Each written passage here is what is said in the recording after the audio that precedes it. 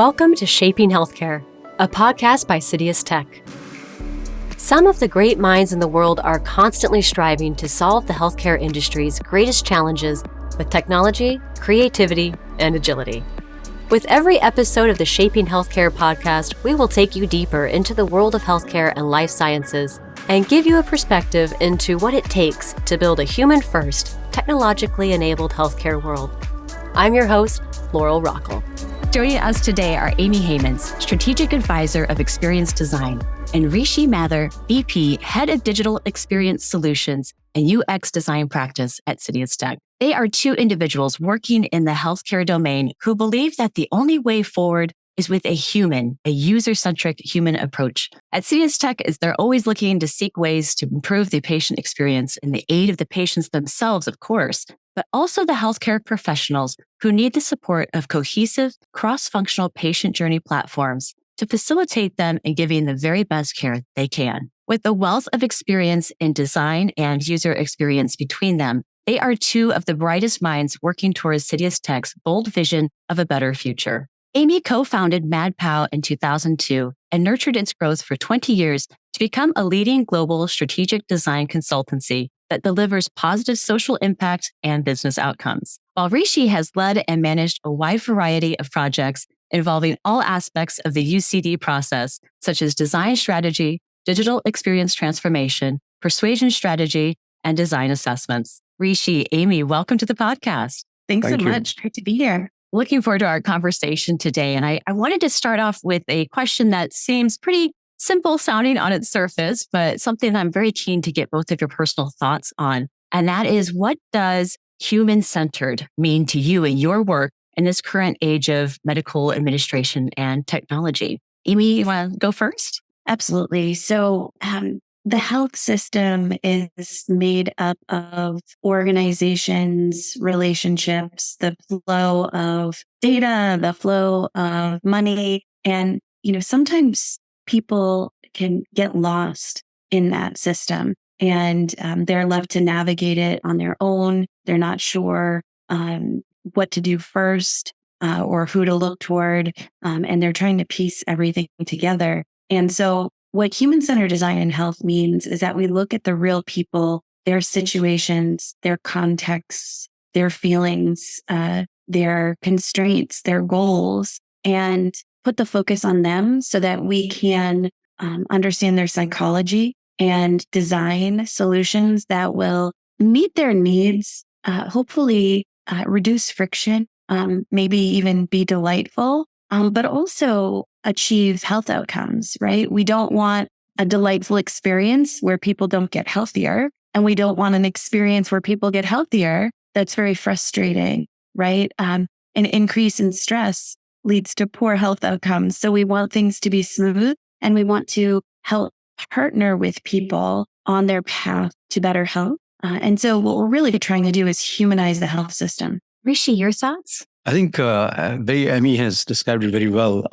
Human-centric in the business and the technology world, when we are deriving the solutions from the business priority point of view or technology point of view, we don't want to miss out on how the end user is going to consume it, how they're going to experience it. So bringing their mental model up in the game, right in the beginning when we are thinking about this is the key to make sure that when it reaches out to them, it works in their context. So bringing the people, their mental model, their needs, their perspective in the solution process is what human-centric design means for us at CitiusTech. And since this is, of course, a very important thing in healthcare is human-centric healthcare, right? About the patient. And I know this is a very important topic to both of you as part of your stated missions. And so what in your vast combined experiences caused you to make that human-centric approach that was central to the solutions that you try to find?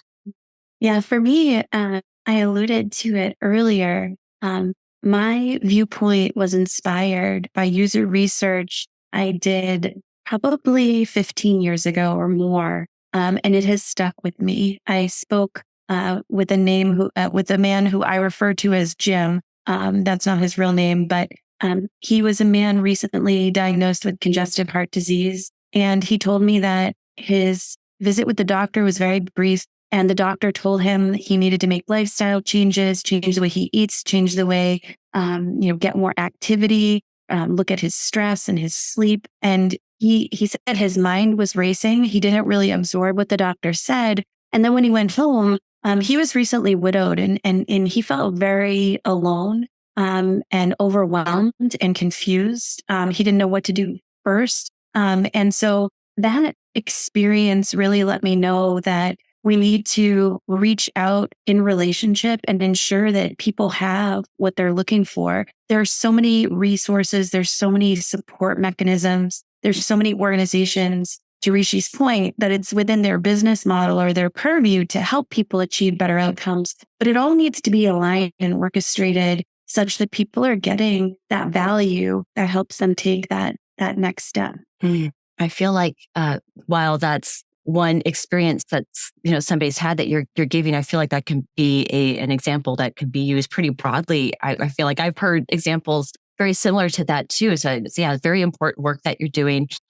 Rishi, do you have any thoughts on that and why that is an important part of your mission as well? I think to add to what Amy said, we have worked across many industries and domains, right? People approach their solutions, products with different mental state in mind, right?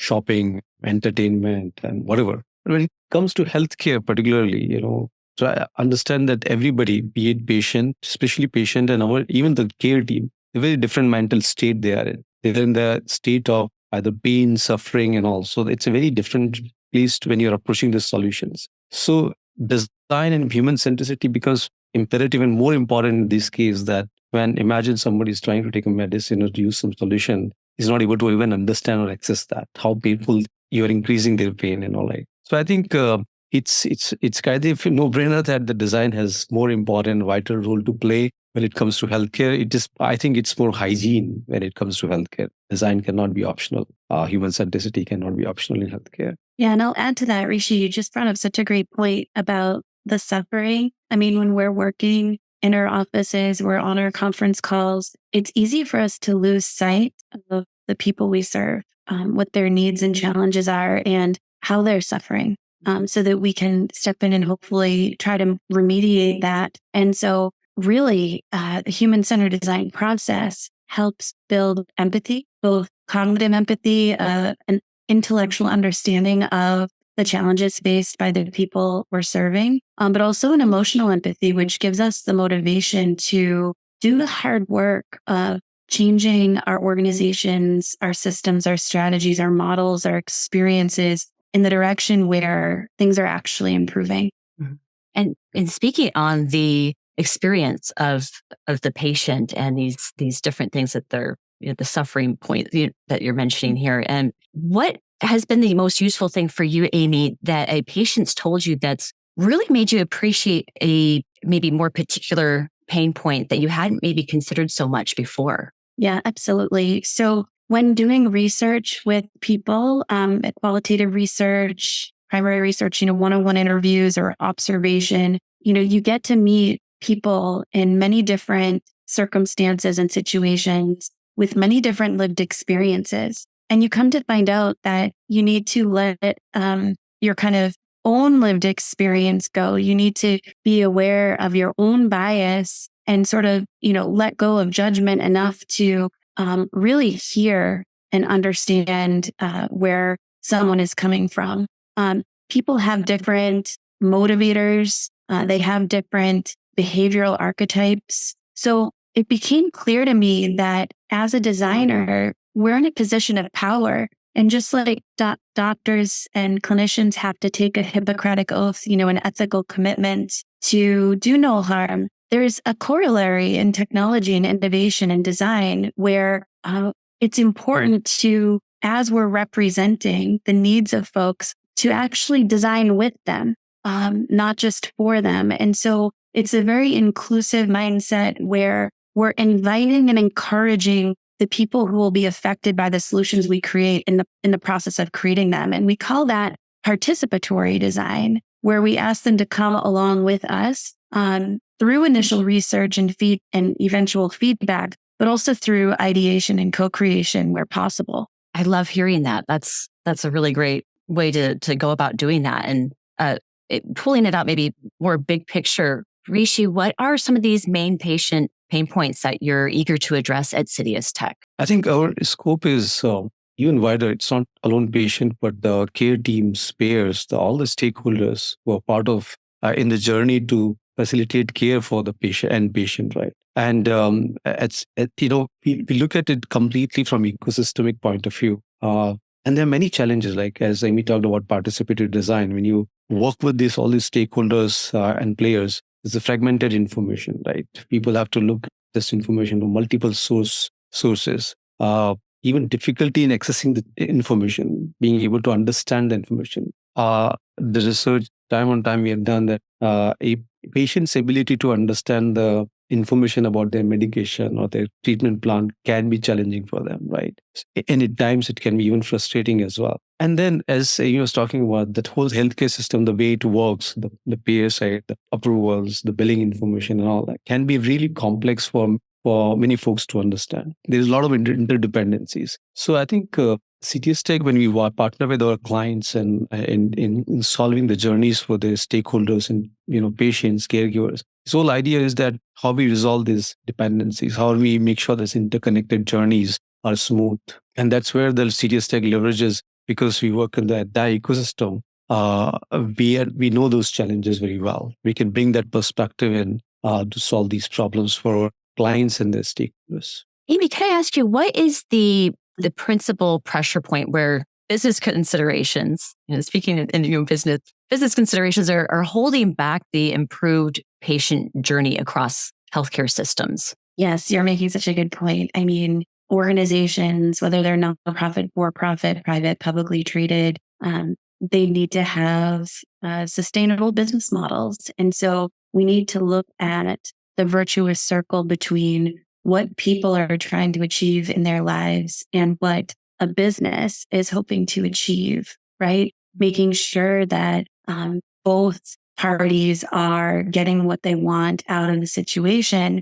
And looking after business strategies like that means we're designing for longevity. We're designing for satisfaction, for evangelism, for long-lasting relationships between businesses and the people they serve.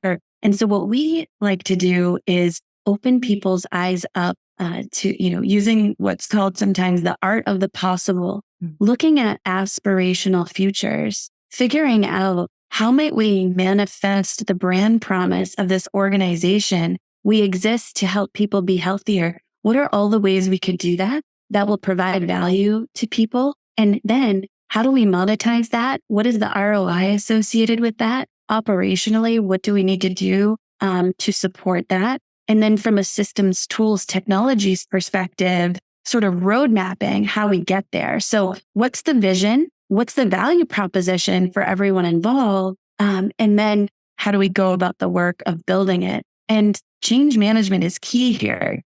Human beings are very complicated. Getting human beings inside of an organization as well as outside of an organization to change can be a tough task. And so that's where the psychological element becomes really important. So we take a good look at that as well. Perfect. And Rishi, how is CitiusTech reinventing the patient journey in all of those? Well, I think as Amy described that about the business perspective around it, that's where when you actually solutioning it, so where the rubber meets the road, right? Mm-hmm. So in terms of patient journeys or any kind of user who's using the solution, the whole idea is that how strategically we design that there's a seamlessness across the solutions, across the touch points, right? Need to make sure that we are applying the right technology in the right context, enabling, for example, GenAI, NLP, chatbot. NLP chatbot has been with us for so many years now, right? But what context will help patients' problem, right? Applying new technologies like gamification, applying it in terms of helping the patients to adhere to their medication, right? To their treatment plan. So how we can apply these gamification techniques to achieve that, right? So when we talk about the patient journeys, right? Looking at these tools, methods, and processes at our hand, and making sure that there is a solution which works in the context of this patient or the stakeholders is the key, right? And that's what we are always striving for. What makes CitiusTech's Experience Design Studio unique then in terms of offering healthcare design solutions? Well, that's a very good question. Design Studio brings best of people, process, and our domain expertise to the problems at hand. We look at the problems not just as one solution, but look at more ecosystemic perspective. That what the integrations would be, where the challenges could be, how we can solve that. So we may not be solving, for example, a patient issue with particular app, but how the usage of the product might lead into some other challenges that patient would need support as well later on. So we need to look at from the holistic perspective when it comes to that any solution. That's where the design studio becomes a very, very imperative solution, that we bring this expertise along in terms of behavioral design, service design, and all of those to make sure that the solutions are addressing the real need of the people. Yeah, absolutely. And I would just add that, in any organization, there are short-term incremental innovations that we can look after, improvements that we can look after. Here's a pain point, let's address it. Here's an opportunity, let's go after it. But there's also longer-term, more broad-based opportunities. And so what we look to do in the Experience Design Studio as well is fill the top of the funnel with ideas and opportunities that we can vet. And then with the unbelievable depth of health technology expertise that Citius has, to look at, okay, can we prove this out? Can we take this thing that we've done and this thing that we've done and combine them together so that we're really kind of creating that pipeline of innovation and bringing the future closer to the now? So that's a great part too. I really love hearing both of you talking about human-centric, holistic, empathetic approach, really putting the patient, the person, the human first in all of this. And Amy, I would like to ask you, beyond perhaps the data, what are some of these human-centric metrics that you're looking for, and perhaps are finding to reiterate that you are on the right track, that you're doing the right thing, and you're taking on a job that is making a health system work better for everyone? Yeah, that's great. It's such a good question. I mean, with artificial intelligence, machine learning, self-service experiences, basically most of the things you want to do as an organization is going to be on your mobile device. And that's all great, but we also want to leverage all of the logic and the potential of AI to stand on a foundation that will lift people up to have better experiences in the moment that are more informed, more timely, more personalized, with the goal of being more human, not less human, and being there for people when they need us the most. And in doing that, in providing for both convenience and humanity, we're creating we're creating trust, we're creating relationship, and we're creating business models that have longevity. So, I mean, there are various KPIs, whether it's, HCAHPS or HEDIS measures or, specific KPIs we can go after, but we can also look at where are the opportunities for us to build trust and improve customer satisfaction and net promoter score, and really partner with the people we serve to imagine these futures. What's the newest development in medtech that you're most excited about, and why, Amy? Let's see. It's probably, the convergence of home health and mobile health, where you really will be able to get access to everything that you might need in your home in the palm of your hand.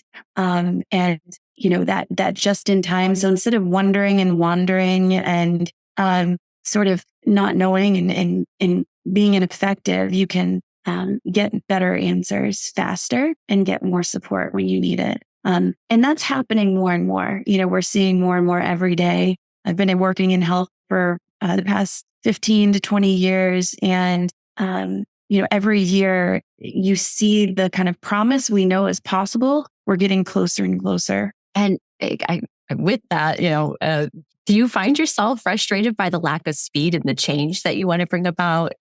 Or Or do you feel like being in the medical arena, there are good reasons why change must happen slowly and carefully? Rishi, can I start that with you? I think when I look at the healthcare is not just a technological or science problem, right? It's so personal and so deep. It's more for societal and cultural thing, right? So it's even becomes like for the policymaker, it becomes challenging, right? So speed and there's always has to be balance, especially balance in terms of speed and precision. And healthcare, as Amy said earlier, that do no harms is the motto there, right? Is that sometimes slowing down is better so that you're making the right solution, right?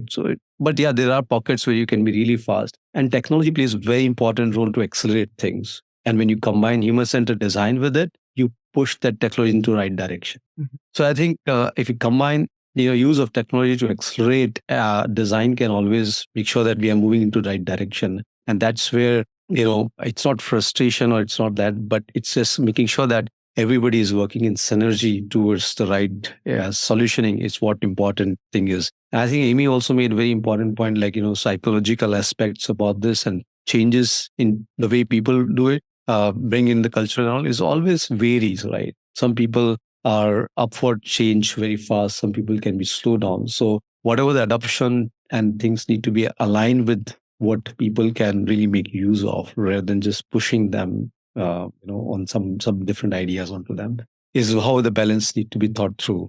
Is what my perspective. Yeah, and it's we can, to Rishi's point, accelerate, improve speed to market, so that if there are any ideas on new business models, new experiences, improvements, we can design, test them, and have them in market, getting feedback very quickly, which is fantastic. But also, we are facing, entrenched, business models and systems and players, and it's very difficult for them to disintermediate themselves. Obviously, when you're a huge organization, you're in a position of wanting to protect and maintain what you've already accomplished and developed, which is hugely important. So it becomes a matter of figuring out what could work for the company and for the people served by the company, and then placing some bets, doing some tests, getting some feedback, and really proving out the experiential improvement. Is this really making things better for people, and the business component as well? Yeah. And as you're working to create a better product for people, how do you, I guess I should say, is creating more touch points where you're touching base with the patient and checking in on how they're feeling and how they're doing about their healthcare experience holistically. Is that a crucial part of the work that you're doing? And if so, are you creating more touch points where they previously didn't exist? Yeah. Go ahead, Rishi. No, I think I was just trying to build on what Amy just said about, bringing that rapid solutioning is key aspect of it. And that iteration can only happen in the right direction when you have human-centric perspective around this, right? So our design methodology, which is integral part of our design studio, enables those touch points in more systematic way, right in the beginning when we are exploring the problem itself, that what the right problem we should be solving, and validating that the problem aligns with the business goals as well. Then leading to the qualitative research techniques, right? One-on-one interviews or observation methods and all also enables that you're as close as possible to end users and customers. Then even solutioning, right? The solutioning, usability testing, the running surveys, and sometimes even looking at the data to identify the patterns, to understand the challenges in the user journeys. All the different ways of techniques that brings closer to the end users, how they're consuming your solutions, how they would expect it to work in their scenarios, right? And doing this in a systemic way is what the rapid approach can make it possible, that it can really make some results for the business. Yeah, to Rishi's point, we leverage various methodologies, jobs to be done framework, which says, what are the tasks or the jobs that people need to do. It's very task oriented. We can look at, behaviorally what they need. What are their constraints? What are their obstacles? How do we design to help them overcome those? It's motivation or capability or opportunity. We can look at futures thinking. What is an aspirational future that we can look toward?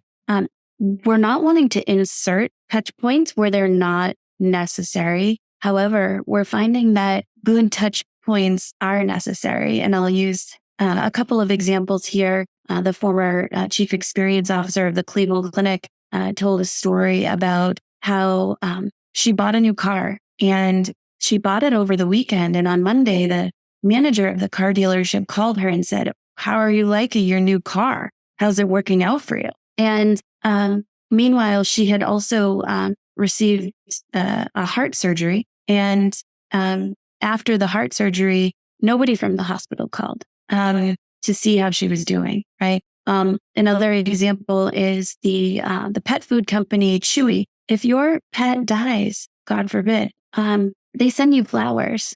So they've designed for this really human touch point. But at most health organizations, at many health organizations, when your loved one passes, nothing happens. And so there are these life moments, these triggers where, something should happen, and we're missing that opportunity to build a relationship. And what I'm really hearing in a lot of these great points that you're both bringing up is that that human-centric approach is, is the patient, but it's also the healthcare, the people on these, the front lines of healthcare, the bedside, the nurses, the doctors.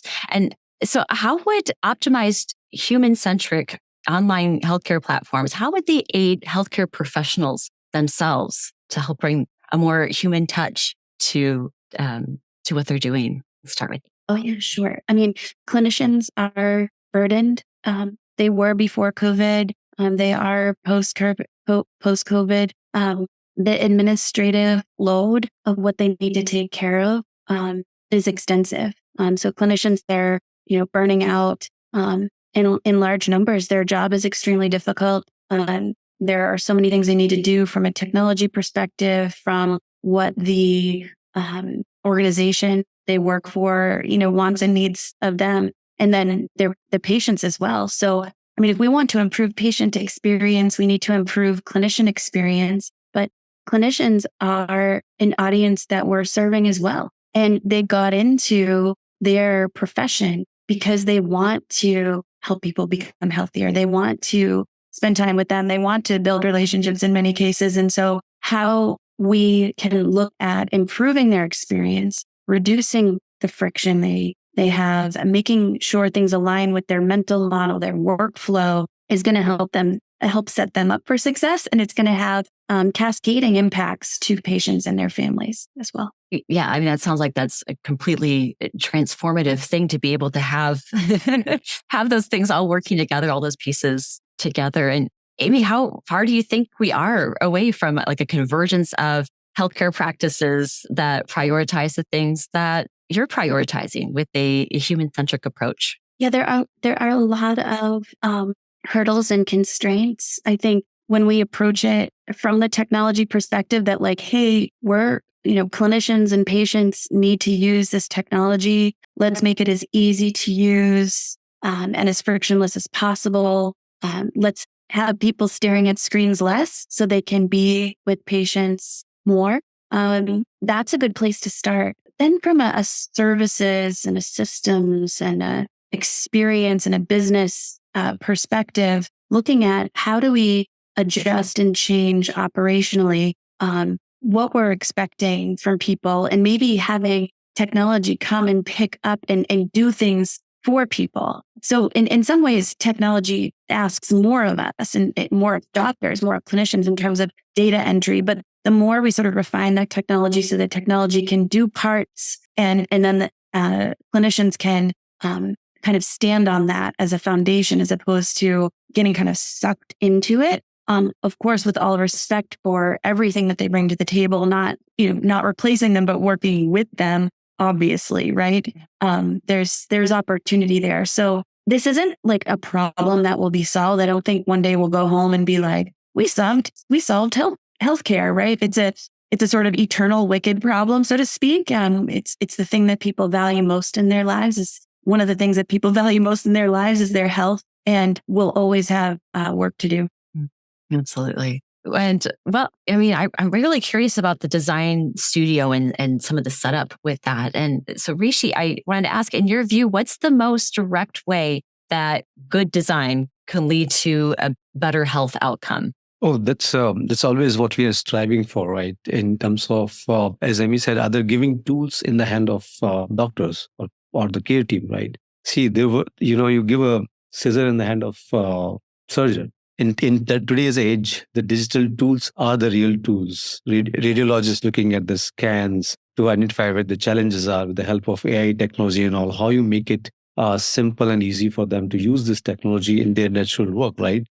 They can be much faster and very productive in terms of finding out the scans and solving those problems for the patients, right? So there's always correlation in terms of for example, I'll give you another example, right? So we are working on this mobile app for the patients to manage their oxygen concentrator and all of that. Now that could be one simple application, but it's when you look at that, it's about their living condition, right? It's very essential for them, but it's all about their breathe capability and all of that, breathing capabilities and all. So we through research we found out, like, this can be extended to even provide the support, L1 L2 level support to the patient, so they can solve the problems with their device using their mobile at home itself. They don't have to send the machine back and wait for it or get a replacement. That itself is a huge direct impact in their day-to-day life, because now you apply the right solution in their context, and they don't have to suffer for 2 more days with or struggling with the new machine altogether, right? So there are always these kind of opportunities which always present in front of ourselves when you look very deeply in the system where the user is going to use your solution and then make it more holistic for them. So we firmly believe that there will be always a direct or indirect influence of the design on the health outcomes of the patients itself. Yeah. And you've both been giving such great examples of how these things are getting used and for the users themselves. And Amy, could you elaborate on some of the more successful case studies that has shown the effectiveness of Design Studio and how the principles behind it are versatile enough to function across many different areas in the health domain? Yeah, for sure. Rishi and I did a recent project that focused on clinicians and actually health systems themselves, trying to ensure that a patient is set up for success, even from a billing perspective, that, everything is going to run smoothly, and found out that they were experiencing challenges. In talking with them, got to the core of the issue, also combined that with evaluating the search logs of the site and doing a really comprehensive analysis. And we're able to come up with an experience that really was a search innovation. So fairly simple, but leveraging, the best in technology, where instead of having to call and wait on the phone and find out, what the situation might be, they were able to search and find the information that they needed quite swiftly. So, even something as minor as that, minor, so to speak, you're reducing friction in the system, and you're improving somebody's day, and you're making it so that they can achieve more. But I will say, that's a clinician facing technology user experience example. But in my past, worked on a project that was really looking at prevention. So when somebody comes in and they need help and they need support, of course, we want to deal with them as best as we can and give them what they need and get them to that next step. But in terms of prevention, how do we reach out to identify the things that people care most about, the risks they might be facing, and help them come up with a plan for things that they can do in their own lives to achieve their best health and become healthier? So, setting them up for success where hopefully they can avoid that healthcare episode days, weeks, months, years down the line. And so that those are the things that get me really excited. And the project I mentioned in my past was a health coach that was, in your pocket, that would sort of work with you and then connect you to the best health professionals, at the moment you were in. So again, huge opportunity out there on both the patient and the provider side of things. Mm-hmm. Yeah, absolutely. There's that next frontier that's, I feel, has been starting to get explored a little bit. I come from a health coaching background, actually, in the corporate world, and it's very exciting of where that can head and where that can go in some of these next steps here, and making that link, I guess, between the healthcare providers and professionals and the patient. And so, Rishi, what are some of the design studio accelerators and some thought leadership initiatives? Like how do you define design thinking? I think, design studio means a place for people to come and experiment, right? And find the solution, because we want it to be open-ended, but also to put the process around it. We have consciously documented our learnings and understanding. For example, we have done so much of work in healthcare space, different actors, different users. We have documented those into personas. So any project we are not starting from scratch. We can leverage those, then build on top of it, right? So that's starting part. So that gives a quick jump start to the teams when starting the project. Even in terms of to execute the projects, we have created templates. Be it as simple as that usability testing protocol. Very simple thing, but as a questionnaire, as a protocol, you always need a guide when you're doing those kind of sessions. So we have those things documented and templatized. So it becomes for our teams to work on those kind of projects pretty fast. They don't have to scramble when the project comes. So that is there. Experimentation. You talk about thought leadership. So we always believe in experimentation. So behavioral design. So we try different models. Like there are very interesting framework done by very intellectual people like Octanalysis, 3B models, COMB models. We experiment with those to find out that which works in what kind of context, and then to make sure that we can actually apply it to the real scenarios as well, which we constantly do. And in CitiusTech, design thinking is not a process alone. We want to make that as a mindset for the whole organization. So we have created learning tracks, not only for designers, but for the entire organization. Anybody in the organization can come in and can participate in those learning tracks to understand what design is about, what design thinking is about, and then use that understanding to apply their problem solving areas as well. So we, as a not only just as a group, but we take that as a challenge, an opportunity for the entire organization to build that as a mindset that we can leverage on to solve the problems for healthcare, the complex problems we work on. Oh, and Amy, what convinced you that CitiusTech was an organization with a genuine vision for a better world that put the human condition front and center? Yeah, I would say the people at CitiusTech are just among the most kind and authentic that I've come across. So they don't just say that they want to put a focus here. They do the hard work of incorporating it into the projects, and so that we can truly manifest it, right? So it's not just a marketing pitch; it's something that they're committed to, dedicated to, and live out every day. And on top of which they're a pleasure to work with, right? So if you say you're human-centered, but your people aren't happy, it's probably not true. So working with them is an absolute pleasure. That's good. And very good to hear. And I wanted to just finish it out. Close it out with a little fun question for the both of you. Who in the world of healthcare would be most useful for you that you really want to sit down and maybe have a cup of coffee and have some chat with? Rishi, I'll start with you. And I've been really, really great so far, because to learn from our own experience and that. So I give you that I have Amy right there to be able to do it economy.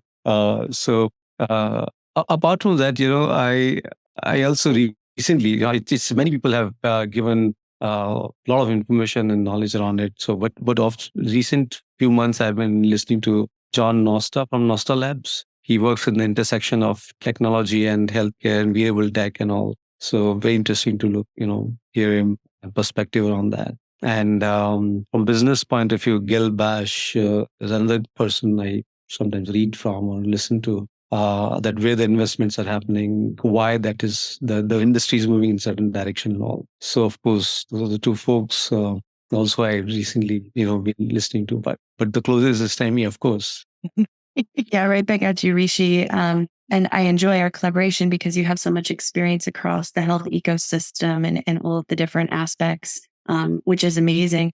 I'm really keen to meet with, not just one, but many leaders across the ecosystem of health to see where they're thinking things will go. And honestly, it would be amazing to have a meeting of the minds to say, okay, what could we do together? I think, everybody's sort of approaching things from their discrete, angle and niche, but there's a greater power in the collective if we can team up and integrate or combine services or figure out, how we can serve folks better by through collaboration.